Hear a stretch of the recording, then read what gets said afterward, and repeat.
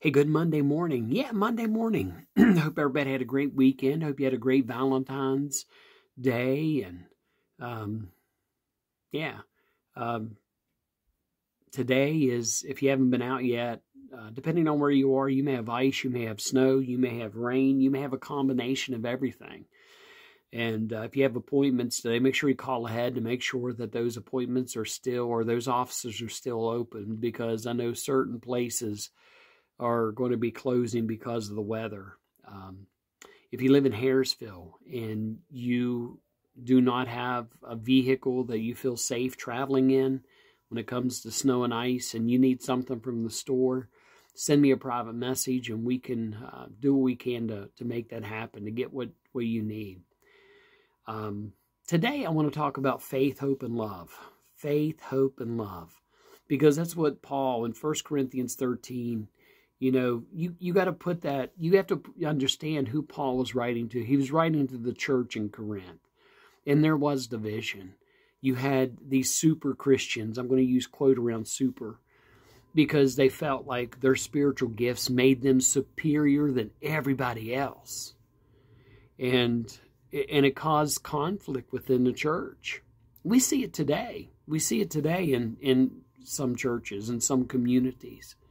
Because again, those Christians feel because they are filled with the Spirit and they have certain gifts, then they're superior than everybody else. But you know what? No.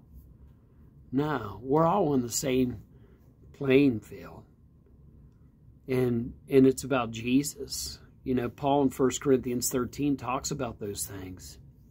And he said faith, hope, and love at the end of that 13, verse 13, 1 Corinthians 13, verse 13. He says, now these three remain, faith, hope, and love, but the greatest of these is love.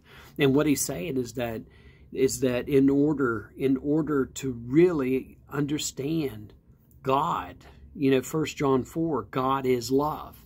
So in order to understand God, it's not about, some people, they want those spiritual gifts because those spiritual gifts make them feel like they are important or superior or whatever it is. But that's not what it comes down to. Because 1 Corinthians 13:13, faith, hope, and love, but the greatest of these is love. And in chapter 14, Paul says, follow the way of love and eagerly desire gifts of the Spirit.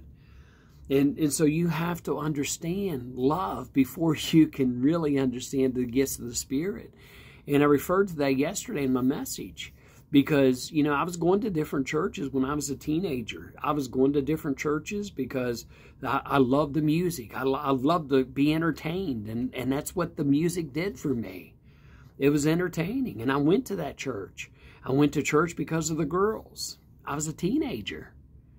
Okay, so music and girls, that's what brought me into the church. But it was when I found Jesus that I realized that was the focus. It wasn't about the music. It wasn't about the girls. It was about Jesus. And man, when I realized that, you know what? I understood. I mean, I didn't understand. I'm still not understanding fully, but I'm living every day trying to be drawn closer and closer and closer to God every day. And when I found Jesus in my life, I understood what that love of God was like. Because if God could love me with all of my imperfections, if God could love me with all of my doubts, if God could love me with all of my fears, if God could love me with the life that I had up to that point, then I understood a little bit what God's love looks like. And almost 30 years in ministry, I've witnessed the love of God in ways that people can't even imagine. Back in 2007, we went to, a group of us from our conference went to Jacksonville, Florida. It was in January, and it was very cold here. And we got to Florida, we were like, oh my gosh, this was awesome. Because Jacksonville, it was like 50s, 60s. It was nice and good weather during the day. But man, nighttime, it got really, really cold. Outside the hotel where we were staying were all of these, there were these benches, and there were these homeless people. And we'd walk from the convention area where we were having our meetings, and we'd walk past these homeless people to go to have lunch. And you know, everybody was amazed because we're in Florida, and you know, we're doing this and we're doing that, and everybody was excited about the conference. But I found myself feeling sorry for the homeless, you know, and I realized that, you know, if we're there as doing church stuff, then you can't ignore, when you're walking from a convention center, you can't ignore the homeless who are there. And so stop and talk to these people. And I befriended one of these guys, and he was, I mean, he was homeless. He was a nice guy. I sat on the bench, had lunch with him, brought him some apples and some snacks and some treats, and we sat there and just talked. He told me where he was from. I told him where I was from. And you know, we're sitting there talking, and all of a sudden a cop car pulls up behind us. And the cop points to me and is like, "Sir, can I speak with you?" I'm like, "Sure." And I walk over, and they're like, "Are you okay?" And I said, "Yeah, I'm fine." I said, "I brought some lunch for this gentleman. Do you know who he is?" And I said, "He's homeless." "Where are you from?" I said, "I'm from West Virginia." "Do you know that, you know, he'll probably try to rob you?" I said, I don't have any money. I said, "Anything I have is in my hotel room." So I just brought him some food.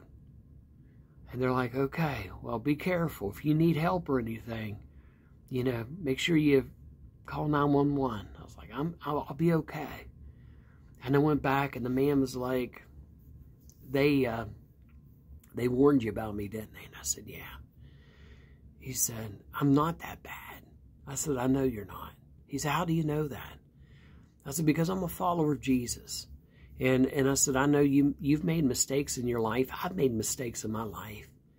But your mistakes brought you to where you are right now. But that's not where God wants you to end up. You know, God wants you to get back with your family. God wants you to be restored with your family." And he looked at me and he said, "You're the first person that told me that." He started crying. And I was like, "Man," I said, "Listen," I said, when we finished this evening, I said, "Where do you want to go and have food? I'm going to take you out to eat." I said, "It has to be within walking distance because I don't have a car." And he's like, "Well," he said, "I love some wings. I would love some wings." And we went to this place to have some wings. And as we walked into that restaurant, the usher or whoever it was, he wasn't a waiter. I don't even know. I'm not used to fancy things. And this guy comes up to me and he says, "How many?" And I said, "2. And he's looking at my friend. And I said, "Is there a problem?" And he leaned over to me and he said, "He's homeless. He shouldn't be in here." And I said, "He's hungry. He belongs with me." "Sir, he can't come in." I said, "Yes, he can. This is for paying customers, right?" And he said, "Yes." And I said, "I'm going to pay for his meal." So they put us into the back of the room away from everybody. And the manager came in, and the manager was a little huffy with us. And I said, "Listen, this guy's hungry. He just wants some wings.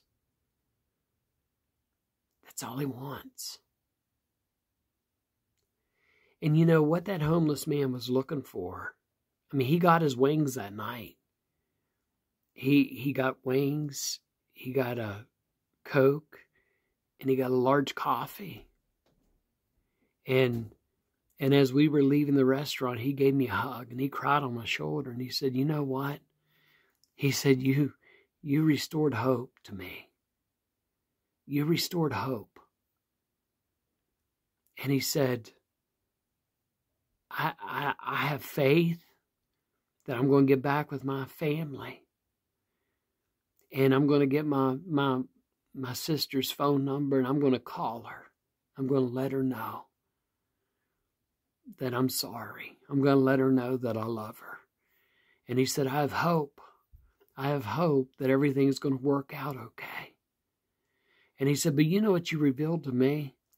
He said, you're a white boy from West Virginia, and I'm an African-American homeless man in Jacksonville, Florida. But you showed me that God does not judge us by the color of our skin, that God doesn't judge us by the past, by our mistakes. You gave me faith, you gave me hope, you gave me love. And I looked that man in the eyes and I said, listen, Paul said that the greatest of these is love. And that's what we're supposed to share with our brothers and sisters from all walks of life. And whatever you do today, be safe. Be safe. Love one another. And let's show the world what God's love really looks like. Yeah. This is Pastor Bill from St. Luke's United Methodist Church, Harrisville, West Virginia, Ritchie County, West Virginia. Wherever you are, I hope you're happy. I hope you're healthy. And I hope you're safe. Have a great day. God bless.